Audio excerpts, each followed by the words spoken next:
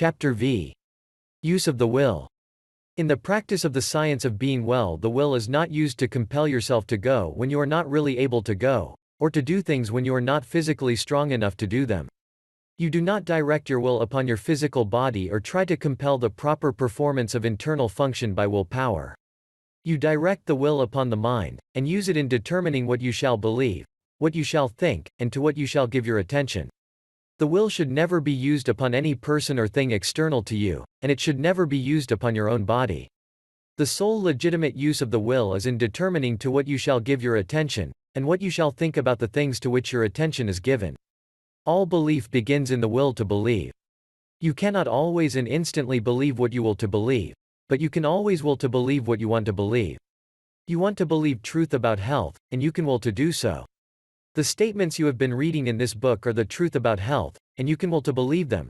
This must be your first step toward getting well. These are the statements you must will to believe.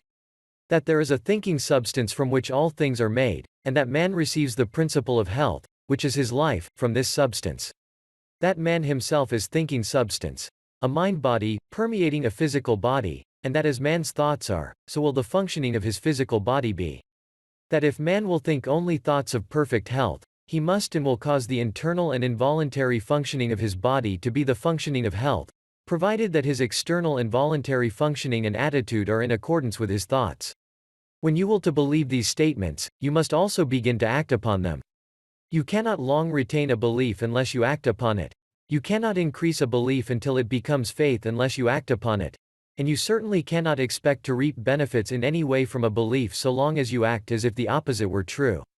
You cannot long have faith in health if you continue to act like a sick person. If you continue to act like a sick person, you cannot help continuing to think of yourself as a sick person.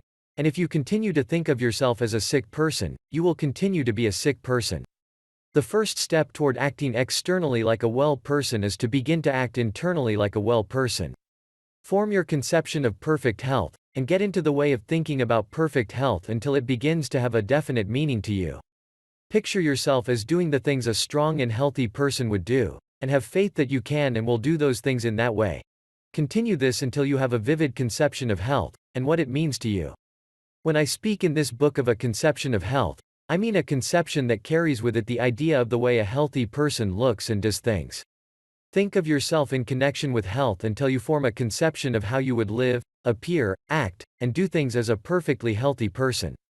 Think about yourself in connection with health until you conceive of yourself, in imagination, as always doing everything in the manner of a well person, until the thought of health conveys the idea of what health means to you. As I have said in a former chapter, you may not be able to form a clear mental image of yourself in perfect health, but you can form a conception of yourself as acting like a healthy person. Form this conception, and then think only thoughts of perfect health in relation to yourself, and, so far as may be possible, in relation to others. When a thought of sickness or disease is presented to you, reject it. Do not let it get into your mind. Do not entertain or consider it at all. Meet it by thinking health, by thinking that you are well, and by being sincerely grateful for the health you are receiving. Whenever suggestions of disease are coming thick and fast upon you, and you are in a tight place, fall back upon the exercise of gratitude. Connect yourself with the Supreme. Give thanks to God for the perfect health He gives you, and you will soon find yourself able to control your thoughts, and to think what you want to think. In times of doubt, trial, and temptation, the exercise of gratitude is always a sheet anchor which will prevent you from being swept away. Remember that the great essential thing is to sever all mental relations with disease, and to enter into full mental relationship with health. This is the key to all mental healing, it is the whole thing. Here we see the secret of the great success of Christian Science. More than any other formulated system of practice, it insists that its converts shall sever relations with disease, and relate themselves fully with health. The healing power of Christian Science is not in its theological formulae, nor in its denial of matter, but in the fact that it induces the sick to ignore disease as an unreal thing and accept health by faith as a reality.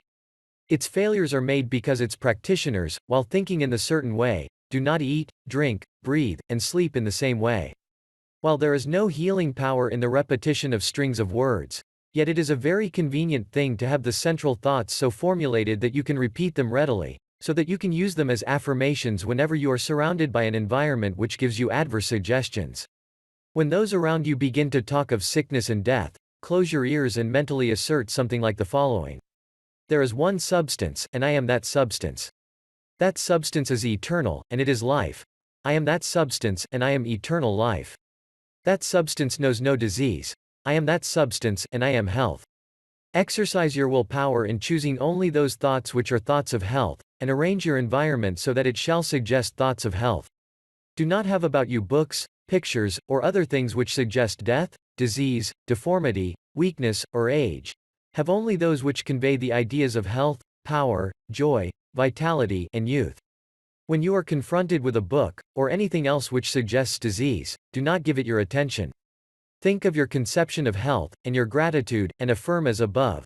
Use your willpower to fix your attention upon thoughts of health. In a future chapter I shall touch upon this point again. What I wish to make plain here is that you must think only health, recognize only health, and give your attention only to health, and that you must control thought, recognition, and attention by the use of your will. Do not try to use your will to compel the healthy performance of function within you. The principle of health will attend to that, if you give your attention only to thoughts of health. Do not try to exert your will upon the formless to compel it to give you more vitality or power. It is already placing all the power there is at your service. You do not have to use your will to conquer adverse conditions, or to subdue unfriendly forces. There are no unfriendly forces. There is only one force, and that force is friendly to you. It is a force which makes for health. Everything in the universe wants you to be well. You have absolutely nothing to overcome but your own habit of thinking in a certain way about disease, and you can do this only by forming a habit of thinking in another certain way about health. Man can cause all the internal functions of his body to be performed in a perfectly healthy manner by continuously thinking in a certain way, and by performing the external functions in a certain way. He can think in this certain way by controlling his attention, and he can control his attention by the use of his will. He can decide what things he will think about.